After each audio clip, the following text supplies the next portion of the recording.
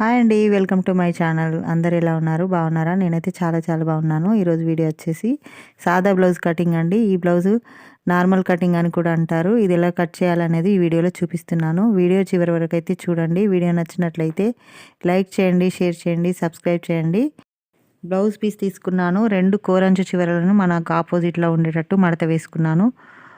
మడత అనేది మన వైపు ఉంచుకొని ఓపెన్స్ ఆపోజిట్ వైపు ఉండేటట్టు చూసుకొని కింది వైపు సమానంగా ఉండడం కోసం ఒక లైన్ మార్కింగ్ చేస్తున్నాను. ఇలా క్రాస్గా హెచ్చు తగ్గులు లేకుండా సమానంగా ఉండేటట్టు ఒక లైన్ అనేది మార్కింగ్ చేసుకొని 1/2 ఇంచ్ లైన్ మార్కింగ్ చేసుకోవాలి ఖర్చు కోసం. ఇప్పుడు దీనిపై నుండి మనం కొలతలు అనేవి తీసుకోవాలన్నమాట.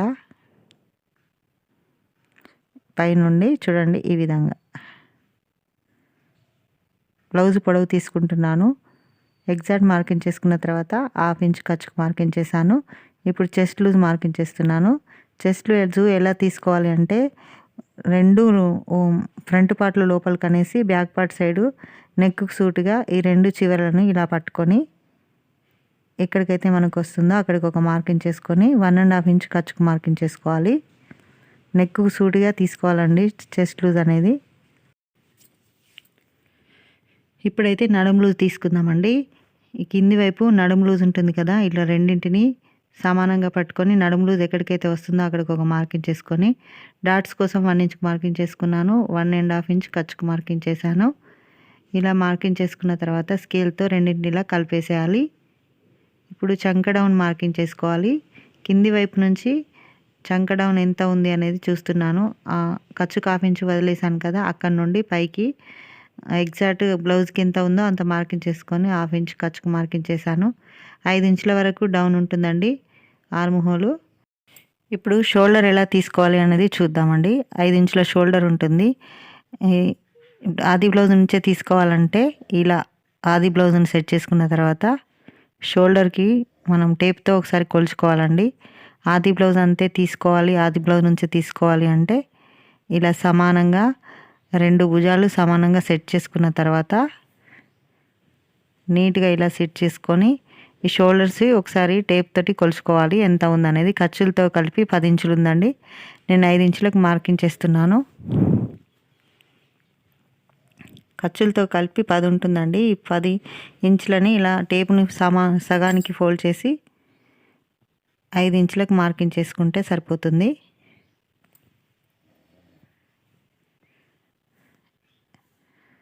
కింద కూడా అదే 5 ఇంచులు తీసుకోవాలండి. ఇలా మార్కింగ్ చేసుకోవాలి. రెండింటిని ఎల్ షేప్లో ఇలా కలిపేసేయాలి.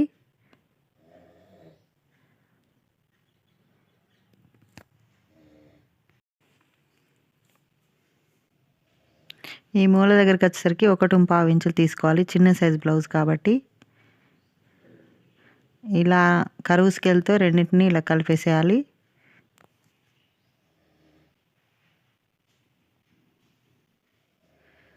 ఒకసారి చూద్దామండి మనకు ఆది బ్లౌజ్కి ఎంత ఉందో అంత వచ్చిందా లేదా. ఫస్ట్ లైన్కి అయితే రాలేదండి, అందుకే సెకండ్ లైన్ మార్కింగ్ చేసుకొని ఇలా చూసుకున్న తర్వాత నేను మార్కింగ్ చేశాను. ఫస్ట్ లైన్కి ఈ ఆర్మ్ హోల్ అనేది మ్యాచ్ కాలేదు. నేను షోల్డర్కి 3 ఇంచులు తీసుకున్నాను, 2 ఇంచులేమో నెక్ వెడల్పు తీసుకున్నాను. నెక్ వెడల్పు వచ్చేసి 2 ఇంచులు తీసుకున్నాను. షోల్డరు 3 ఇంచులు తీసుకున్నాను. మొత్తం 5 ఇంచులు తీసుకున్నాను. బ్యాక్ సైడ్ నెక్ ఎంత ఉందో చూస్తామండి. 4.5 ఇంచులు ఉంది. ఖర్చులు నేను ఎగ్జాక్ట్ తీసుకున్నాను. కింది వైపు 1/2 ఇంచ్ ఖర్చు పై నుండి 4.5 ఇంచులకు మార్కింగ్ చేశాను. 1/2 ఇంచు ఖర్చుకు మార్కింగ్ చేశాను. కరెక్ట్గా ఉందా లేదో ఒకసారి చూద్దామండి. ఇలా అయినా తీసుకోవచ్చు, లేదంటే ఆది బ్లౌజ్ని తీసుకొని సగానికి ఇలా ఫోల్డ్ చేసి బ్యాక్ సైడ్ బ్యాక్ నెక్ ఉంటుంది కదా, ఇలా ఫోల్డ్ చేసేసి బ్యాక్ నెక్ సూటిగా మిడిల్లో వచ్చేటట్టు చూసుకొని మనం కింది వైపు 1/2 ఇంచ్ ఖర్చుకు వదులుకుంటాం కదా, అక్కడ నుండి పైకి ఒక 1/2 ఇంచు ఖర్చుకుండే విధంగా మార్కింగ్ చేసుకొని పైన 2 ఇంచులు విడుతు తీసుకున్నాం కదా షోల్డర్ దగ్గర, కింద ఇక్కడ మనం నెక్కు మార్కింగ్ చేసుకున్న దగ్గర 2.5 ఇంచులకు మార్కింగ్ చేసుకొని ఇలా రౌండ్ షేప్ వచ్చేటట్టు ఇలా మార్కింగ్ చేసుకోవాలి.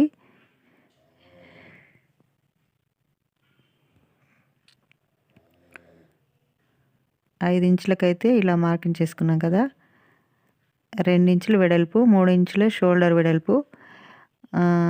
ఈ కిందికి వచ్చేసరికి చూడండి 5 ఇంచులకి ఆర్మ్ హోల్ తీసుకున్నాను.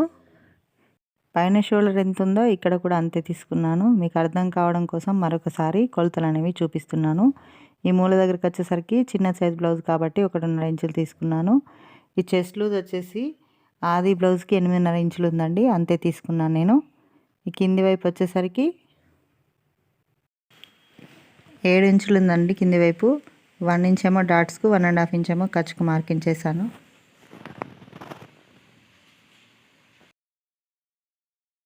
బ్లౌజ్ పొడవు ఖర్చులతో కలిపి 12.5 ఇంచులు ఉంది, నేను అంతే తీసుకున్నాను. ఆది బ్లౌజ్కి ఎంతైతే ఉందో అంతే కొలుస్తూ తీసుకున్నానండి. కొలతలు అనేవి కరెక్ట్గా తీసుకుంటేనే మనకు బ్లౌజ్ వేసుకున్న తర్వాత ఆది బ్లౌజ్ ఎలా ఉందో అలానే వస్తుందండి. ఎక్కువ తక్కువ అనేది తీసుకుంటే షోల్డర్స్ జారిపోవడం, లేదు పట్టేసినట్టుగా ఉండడం అనేది జరుగుతుంది. కాబట్టి 1కి 2 సార్లు చూసుకున్న తర్వాతనే బ్లౌజ్ కట్ చేసుకోవాలి. నేను మార్కింగ్ చేసింది ఎలాగ మార్కింగ్ చేశానో అలాగే కట్ చేస్తున్నాను.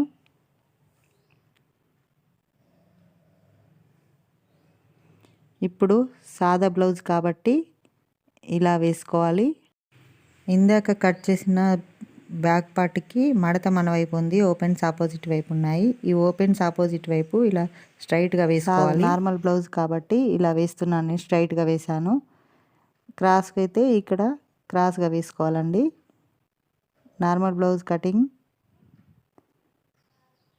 నేను నార్మల్గా కట్ చేస్తున్నాను కాబట్టి ఇలా స్ట్రైట్గా వేసుకొని మార్కింగ్ చేస్తున్నాను. ఇక్కడ ఒక 1/4 ఇంచు మనం ఉక్స్ పట్టి కాజా పట్టి కోసం వదిలేసుకోవాలి.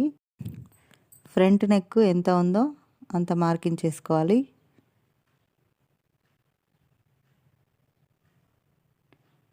ఇక్కడ షోల్డర్ దగ్గర కుట్టు వరకు ఇలా మార్కింగ్ చేసుకొని తీసుకోవాలి. ఇప్పుడు ఎగ్జాక్ట్ మార్కింగ్ చేశాను కదా, ఒక 1/4 ఇంచ్ ఖర్చు కోసం మార్కింగ్ చేసుకోవాలి.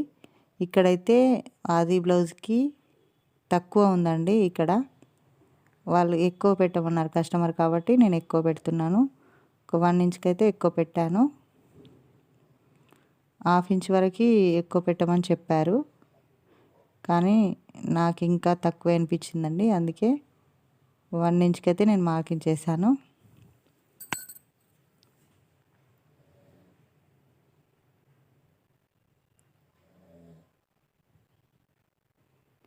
ఈ ఫ్రంట్ పార్ట్ బ్యాక్ పార్ట్ కంటే 2 ఇంచులు తగ్గించి తీసుకోవాలండి. ఎప్పుడైనా సరే బ్లౌజ్కి ఏ సైజ్ బ్లౌజ్కైనా సరే బ్యాక్ పార్ట్ కంటే ఫ్రంట్ పార్ట్కి 2 ఇంచులు తగ్గించి తీసుకోవాలి. ఫ్రంట్ పార్ట్ అది క్రాస్ అయినా సరే నార్మల్ అయినా సరే అండి, 2 ఇంచులు తగ్గించి తీసుకోవాలి. ఇప్పుడు షోల్డర్ నుంచి మెయిన్ డాట్ వరకు ఎంత ఉందో చూద్దాం. ఇప్పుడు ఈ సైడ్లు ఎలా ఉందో అలాగే మార్కింగ్ చేస్తున్నాను. ఆర్మ్ హోల్ వైపు ఈ సైడ్ స్టిచ్చెస్ వరకు ఎలా ఉందో అలాగే మార్కింగ్ చేశాను. ఇప్పుడు చూడండి బ్యాక్ పార్ట్ కంటే ఇలా 2 ఇంచులు తగ్గించి తీసుకుంటున్నాను.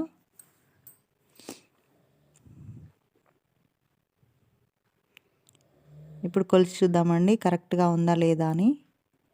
ఇప్పుడు ఇక్కడికి కుట్టు వస్తుందండి. ఈ కుట్టు దగ్గర నుండి ఇక్కడ కుట్టుకు మార్కింగ్ చేసుకున్న దగ్గర నుండి కింది వైపు ఎగ్జాక్ట్ మార్కింగ్ చేసుకొని ఒక 1/2 ఇంచ్ ఖర్చు ఎక్కువ పెట్టుకోవాలి. ఖర్చు కోసం ఈ ఉక్స్ పట్టి కాజా పట్టి వైపుకు ఇలా క్రాస్గా ఈ కరువు స్కేల్తో క్రాస్గా మార్కింగ్ చేశాను. షేప్ బెల్ట్ వస్తుంది కాబట్టి 2 ఇంచులు ఫ్రంట్ పార్ట్కి తగ్గించి తీసుకోవాలి. షేప్ బెల్ట్ క్రాస్గా వస్తుంది కాబట్టి ఉక్స్ పట్టి కాజా పట్టి వైపు ఇలా క్రాస్గా తీసుకోవాలి. ఇప్పుడు ఆది బ్లౌజ్ని ఇలా చూసుకోవాలి మరొకసారి.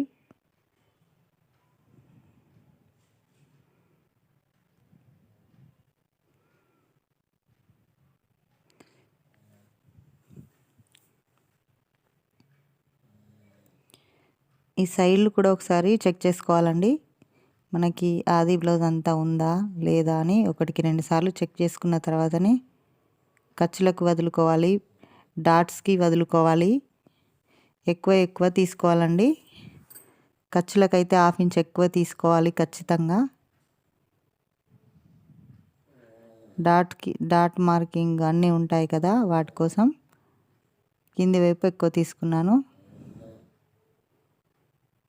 ఇలా మార్కింగ్ చేసిన దాన్ని ఎలాగైతే మార్కింగ్ చేశానో అలా కట్ చేశాను.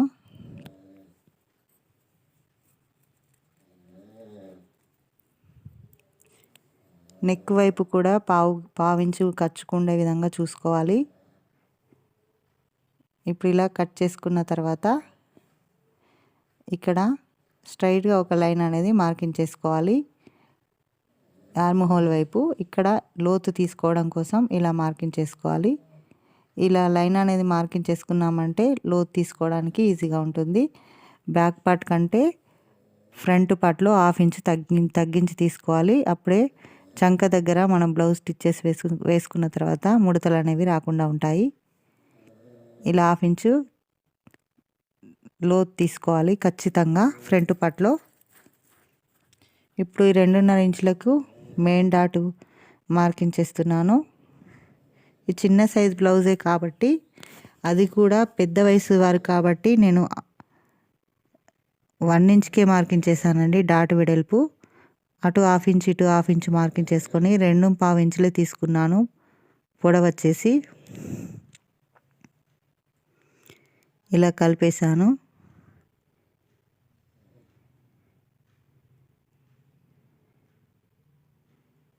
ఇక్కడ 2.5 ఇంచులు తీసుకున్నాను. 2 ఇంచులు తీసుకున్నా సరిపోతుంది. ఈ మెయిన్ డాట్ సూటిగా ఇలా స్కేల్తో మార్కింగ్ చేసుకున్న తర్వాత ఈ 3వ డాట్ వచ్చేసరికి ఈ మెయిన్ డాట్ సూటిగా మార్కింగ్ చేసుకున్న తర్వాత ఒక 1/2 ఇంచు లోపలికి వైపుకి మార్కింగ్ చేసుకోవాలి. 4వ డాట్ కూడా మార్కింగ్ చేస్తున్నాను. ఇలా మార్కింగ్ చేసుకోవాలి 4 డాట్స్.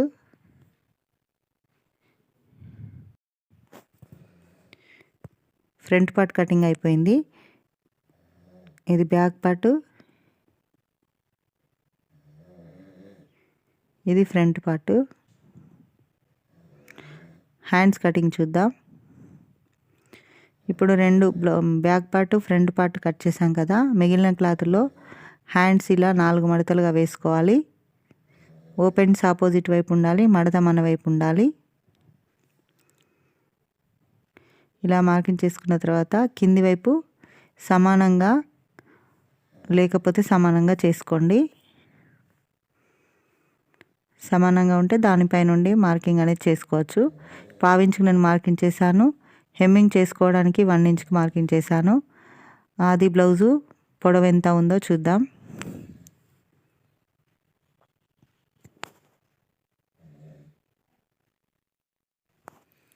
ఆది బ్లౌజ్కి ఎంత ఉందో అంతే మార్కింగ్ చేసి 1/2 ఇంచ్కి నేను మార్కింగ్ చేశాను. ఈ చివర కూడా అంతేనండి. ఇలా సూటిగా ఒక లైన్ అనేది మార్కింగ్ చేసుకొని డౌన్ వచ్చేసి 3 ఇంచులు తీసుకున్నాను. హ్యాండ్ డౌన్ వచ్చేసి 3 ఇంచులు.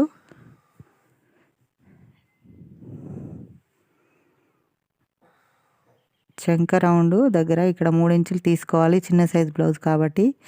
పెద్ద సైజ్ బ్లౌజ్ అయితే 3.5 ఇంచులు తీసుకోవాలి. ఇక్కడ 7.5 ఇంచులు వచ్చింది.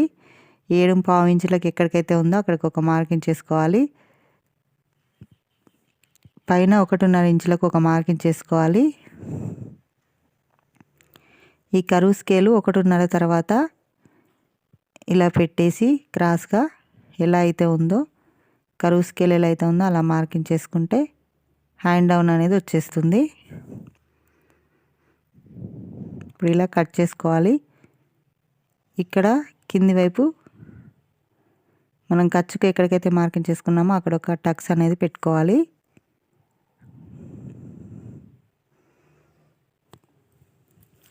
ఇప్పుడు హ్యాండ్ చివర లూజ్ అనేది లేకుండా పట్టుకొని కొలత తీసుకోవాలి.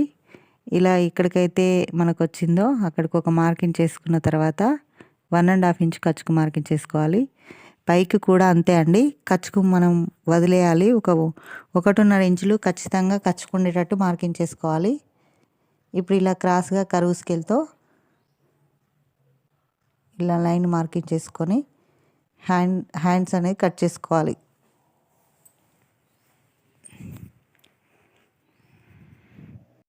ఇక్కడ పైన మిడిల్ టక్స్ దగ్గర 1 ఇంచ్కి మార్కింగ్ చేసుకొని ఈ రెండింటిని ఇలా ఓపెన్ చేసుకోవాలి. ఓపెన్ చేసేసి ఈ 1 ఇంచ్ దగ్గర నుండి ఈ టక్స్ దగ్గరికి ఇలా కొలుచుకోవాలి. ఎంత ఉందో ఈ సగానికి ఫోల్డ్ చేసేసి ఎంత వస్తే అంత మిడిల్లో మనకి 1/2 ఇంచ్ ఉండే విధంగా మార్కింగ్ చేసుకోవాలి.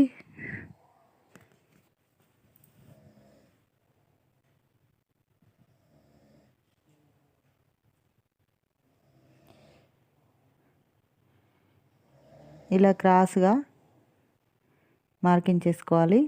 చూడండి 1 ఇంచ్ దగ్గర నుండి టక్స్ మనం ఎగ్జాక్ట్ మార్కింగ్ చేసుకున్నాం కదా, ఆ టక్స్ వరకు ఇలా క్రాస్గా మార్కింగ్ చేసుకోవాలి. ఇవి రెండింటి మధ్యలో ఎంతైతే వస్తుందో అంత సగానికి ఫోల్డ్ చేసి మార్కింగ్ చేసుకున్నాం కదా, అక్కడ 1/2 ఇంచు లోతు అనేది ఉండాలి. ఫ్రంట్ పార్ట్లో ఈ స్టిచ్ చేసిన తర్వాత ఇది ఫ్రంట్ పార్ట్లో వచ్చేటట్టు చూసుకోవాలి. ఫ్రంట్ పార్ట్కు లోతు ఎలాగ తీసుకున్నామో హ్యాండ్ వైపు కూడా అంతే తీసుకోవాలి. బ్లౌజ్కి హ్యాండ్ స్టిచ్ చేసేటప్పుడు ఈ లోతున్న వైపు 2 ఫ్రంట్ సైడ్ వచ్చే విధంగా చూసుకోవాలి.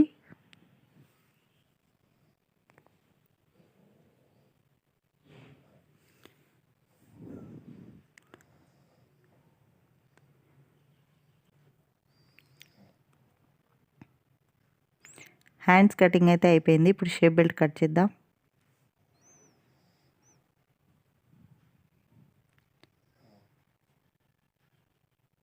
ఇలా మిగిలిన క్లాత్లో ఇలా షేప్ బెల్ట్ని ఇలా సగానికి ఫోల్డ్ చేసిన తర్వాత 4 పీసులు అనేది వస్తాయండి. ఇప్పుడు ఆ బ్యాక్ పార్ట్ ఉంటుంది కదా, దానికి సూటిగా క్రాస్ బెల్ట్ దానికి సమానంగా తీసుకుంటున్నాను. ఆది బ్లౌజ్కి ఎంత ఉందో అంత తీసుకుంటున్నాను. ఎగ్జాక్ట్ మార్కింగ్ చేసుకున్న తర్వాత 1/2 ఇంచ్ ఖర్చుకుండే విధంగా ఇలా ఉక్స్ పట్టి వైపు కాజా పట్టి వైపు 3 ఇంచుల వరకు ఉంటుందండి. ఇక్కడ ఎగ్జాక్ట్ మార్కింగ్ చేసుకున్నాను. చివరికి వచ్చేసి ఖర్చులకు కావాలి కాబట్టి 1.5 ఇంచులు ఎక్కువ తీసుకున్నాను. ఇలా క్రాస్గా తీసుకోవాలి. ఈ చివరికి వచ్చేసరికి 2 ఇంచులు ఉండాలి. ఈ మిడిల్లో 2.5 ఇంచుల తర్వాత కింది వైపు 2.5 ఇంచులు ఉండాలి.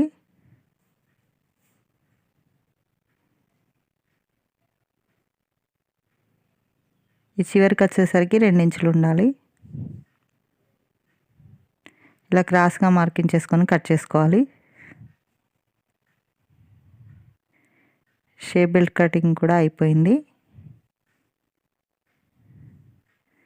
మిగిలిన క్లాత్లో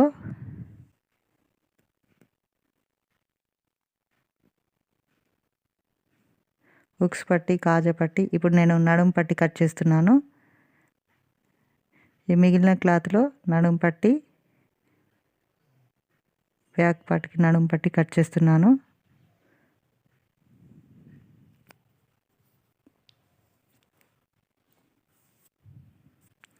దీంట్లోనే హుక్స్ పట్టి కాజా పట్టి కట్ చేస్తున్నాను.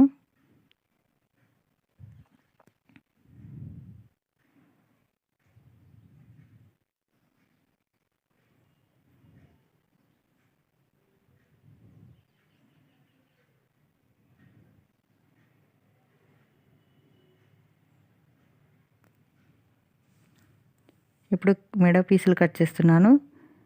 మనం బ్లౌజ్కి రౌండ్ నెక్ తీసుకున్నాం కాబట్టి ఇలా క్రాస్గా తీసుకోవాలి. 1 ఇంచ్ ఉండేటట్టు మార్కింగ్ చేసుకొని బ్లౌజ్కు నెక్కి ఎన్ని పీసులు అవసరం పడతాయో అన్ని పీసులు ఇలా క్రాస్గా 1 ఇంచ్ వెడల్పుతో కట్ చేసుకోవాలి. స్కేల్తో ఇలా మార్కింగ్ చేసుకోవాలి. 1 ఇంచ్ ఉండేటట్టు చూసుకొని బ్లౌజ్కి అవసరమైన అన్ని పీసులు కట్ చేసుకొని జాయింట్ చేసుకొని స్టిచ్ చేసుకోవాలి. ఎప్పుడైనా సరే రౌండ్ నెక్ తీసుకున్నప్పుడు ఇలా క్రాస్గా తీసుకోవాలండి.